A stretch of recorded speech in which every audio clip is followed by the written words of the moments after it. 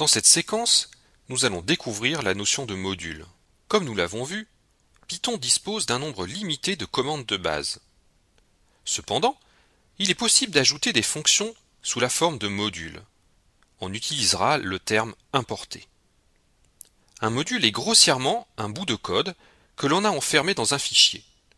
On emprisonne ainsi des fonctions et des variables ayant tout un rapport entre elles. Ainsi, si l'on veut travailler avec les fonctionnalités prévues par le module, celles qui ont été enfermées dans le module, il n'y a qu'à importer le module selon la syntaxe suivante et utiliser ensuite toutes les fonctions et variables prévues. Il existe un grand nombre de modules disponibles avec Python, sans qu'il soit nécessaire d'installer des bibliothèques supplémentaires. Pour cette partie, nous prendrons l'exemple du module math qui contient, comme son nom l'indique, des fonctions mathématiques. Inutile de vous inquiéter, nous n'allons pas nous attarder sur le module lui-même pour coder une calculatrice scientifique. Nous verrons surtout les différentes méthodes d'importation. Ensuite, nous créerons nous-mêmes un module. Lorsque vous ouvrez l'interpréteur Python, les fonctionnalités du module math ne sont pas incluses. Il s'agit en effet d'un module, il vous appartient de l'importer si vous vous dites « Tiens, mon programme risque d'avoir besoin de fonctions mathématiques ». Nous allons voir une première syntaxe d'importation. La syntaxe est facile à retenir. Le mot-clé import, qui signifie importer en anglais, suivi du nom du module, ici math. Après l'exécution de cette instruction, rien ne se passe en apparence. En réalité, Python vient d'importer le module math. Toutes les fonctions mathématiques contenues dans ce module sont maintenant accessibles. Pour appeler une fonction du module, il faut taper le nom du module, suivi d'un point, puis du nom de la fonction. C'est la même syntaxe pour appeler des variables du module. Pourquoi ce point? Parce que la fonction import crée dans la mémoire un objet module. Rappelez-vous qu'en Python, tout est objet. Les variables et les fonctions définies dans ce module sont les attributs et les méthodes de ce nouvel objet. Voyons ça sur un exemple. Ici, on utilise l'attribut pi de l'objet math. Dans cet autre exemple, on utilise la méthode sqrt de l'objet math qui prend comme argument un entier ou un flottant et retourne un flottant. Je vous propose de reproduire cet exemple. Du point de vue des variables, quand on importe le module math, Python crée une variable math et un espace de nom dénommé math. Quand on tape math.sqrt, on précise à Python que l'on souhaite exécuter la variable sqrt contenue dans l'espace de nom math et qui est associée à un objet fonction. La conséquence de l'existence de ce nouvel espace de nommage est importante. On peut créer, dans l'espace de nom principal, une autre fonction sqrt.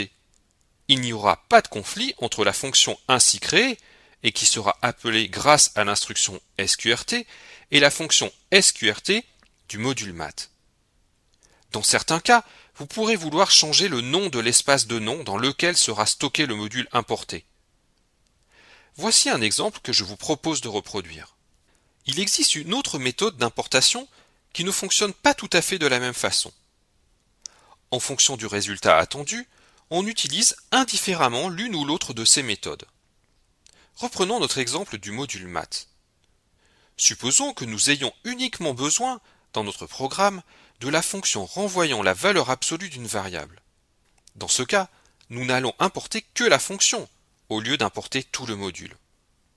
Voici la syntaxe. Je vous propose de reproduire cet exemple. Vous aurez remarqué qu'on ne met plus le préfixe math devant le nom de la fonction. Du point de vue des variables, Python crée une variable fabs dans l'espace de nom principal. C'est une variable qui référence un objet fonction, c'est-à-dire au même niveau que toutes les autres fonctions telles que print, range, etc. Ici, il n'y a plus d'espace de nom dénommé math. On peut appeler toutes les variables et fonctions d'un module en tapant étoile à la place du nom de la fonction à importer. Attention dans ce cas qu'il n'existe pas dans le module une fonction portant le nom d'une fonction déjà existante dans l'espace de nom principal. Nous verrons un exemple plus loin.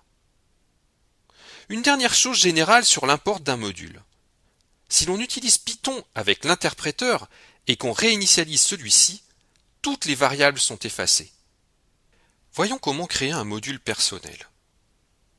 Prenons un exemple.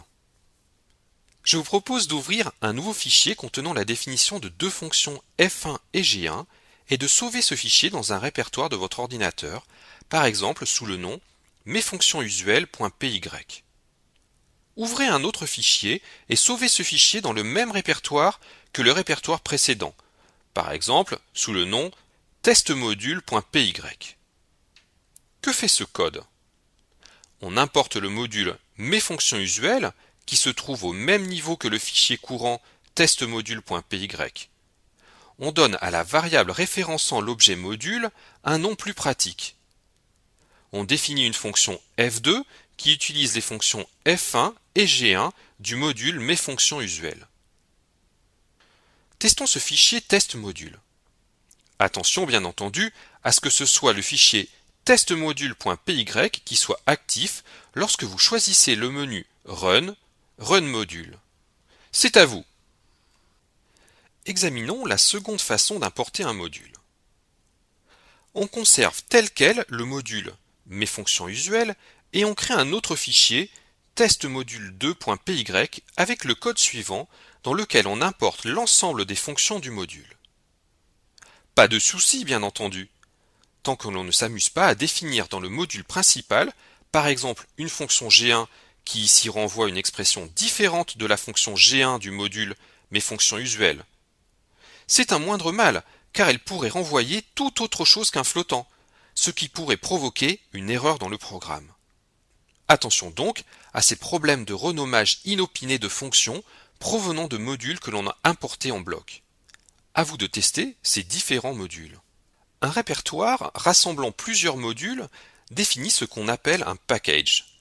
Un package contient donc des fichiers Python et des sous-packages.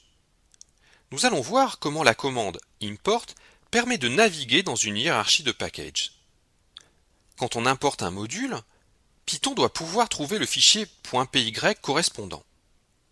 Pour cela, il cherche d'abord dans le répertoire courant. Qu'est-ce que le répertoire courant? Le répertoire courant, c'est le répertoire du fichier que l'on est en train d'exécuter lorsque l'on sélectionne le menu Run, Run Module dans idle. Dans l'exemple présenté, si on ouvre le fichier testmodule3.py et si on l'exécute par le menu Run, Run Module, Python considère que le répertoire courant est le répertoire exercice Python. L'instruction import mesfonctionsusuelles va trouver le fichier mesfonctionsusuelles.py qui se trouve au même niveau que le fichier testmodule3.py. Si Python ne trouve pas le fichier dans le répertoire courant, il utilise une liste, appelée searchPath, indiquant les dossiers dans lesquels il doit effectuer cette recherche. Python parcourt ces dossiers dans l'ordre où ils figurent dans cette liste et il charge le module spécifié dès qu'il le trouve. C'est dans cette liste que l'on trouvera la localisation des packages tels que math. Notons que quand on lance un module depuis le menu Run, Run Module de l'application idle, le dossier où se trouve ce module est ajouté en tête du search path, et il devient le nouveau répertoire courant, et devient donc le premier dossier à être exploré par Python quand il est à la recherche du code source d'un module. Attention, toute réinitialisation de idle supprime ce précédent répertoire courant. Une façon de s'en convaincre est de réinitialiser et de faire un test d'import depuis l'éditeur idle après avoir réinitialisé par shell restart. Que se passe-t-il si dans ce répertoire courant, les modules sont placés dans un dossier, comme par exemple le dossier Mon package? La réponse est simple, il faut changer le répertoire courant au profit de ce nouveau répertoire. Ceci se fait grâce à la méthode chdir du module OS qu'il faut préalablement importer. On donne simplement le nom du répertoire. Je vous propose de reproduire l'architecture de fichiers présentée ici et le code ci-dessous. Que se passe-t-il si l'on souhaite utiliser des packages situés ailleurs? C'est le cas si l'on a développé des packages génériques qui servent à plusieurs applications. On peut à nouveau changer le répertoire courant en donnant, éventuellement cette fois, le chemin absolu vers ce répertoire, comme dans cet exemple. On peut changer le search path.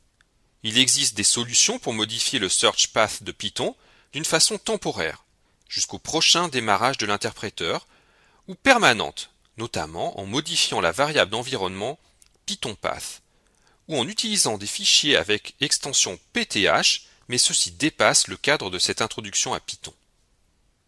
Dans la leçon suivante, nous allons découvrir le moyen de prendre en compte des données extérieures provenant du clavier ou d'un fichier. Nous allons également voir comment afficher des données à l'écran ou dans des fichiers.